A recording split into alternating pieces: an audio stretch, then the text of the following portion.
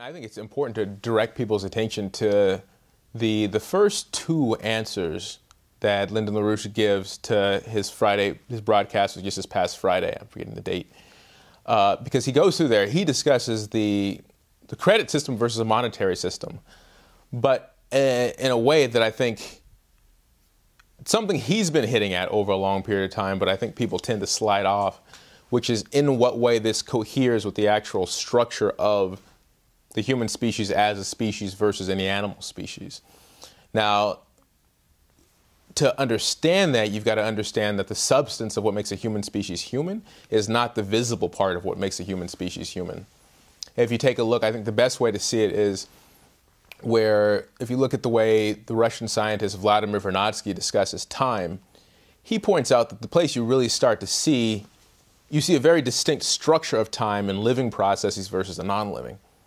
That is, if you compare something like the succession of generations in animals to something like the time that you see on geological epochs uninfluenced by life on Earth, and you see there's not something, what characterizes living processes versus non-living is this succession of generations, this kind of periodicity, a boundedness in time that he identifies as being the expression of the finite but unbounded or self-bounded Riemannian space but expressed in time. That expresses this succession of generations. That's a distinct change from something like a rock, which just sort of, not only does it have no definite boundaries in space, you can chisel pieces off of it and it's still a rock. Or if you chisel a piece off a rabbit, it no longer is a living rabbit. But then also the rock can just steadily wear away over time, whereas living creatures have a definite beginning and end of their life. You get the periodicity there. But with the human species, you get, in potential, something different. You get an ability to link yourself across, to link the human intention, the willful creativity of the human individual, you can link across generations. And so you've got the ability to have a history and culture give the human species the ability to relate to other human souls, one soul to relate to other human souls as one coherent acting whole that extends beyond the boundaries of that one human lifetime. And the term we use to describe this is human immortality, not in some magical way, but in the real way that human beings manage to transcend their physical existence. Now, that's not something that's automatic. In fact, if you look at culture right now, you realize we're losing that.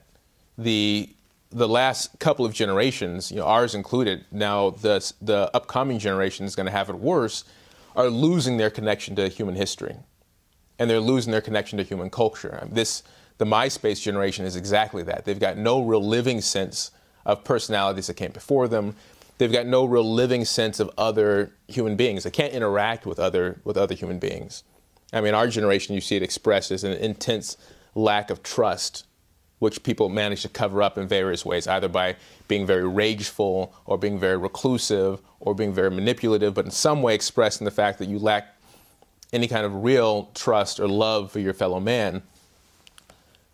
Losing that's not only bad for the individual, but you're losing the coherence that makes that universal human system a system. And you're collapsing it into these little separate units. In the course of doing that, you lose human immortality. In a very real sense, you lose the ability to exist beyond your mortal existence, such that when your body dies, you die. The necessary measures to lock that in, though, to lock in the real immortality, include a couple of things. One, like we said, history, culture, real classical humanist culture. But then you have to have some way for the human species as a species to be able to generate a concept of what a future state is that it must achieve, and then to organize all of its activity, the species activity, to achieve that future state in order to transcend the boundaries of your physical existence, of your life. That's a credit system. This is not just some interesting way to pass money back and forth.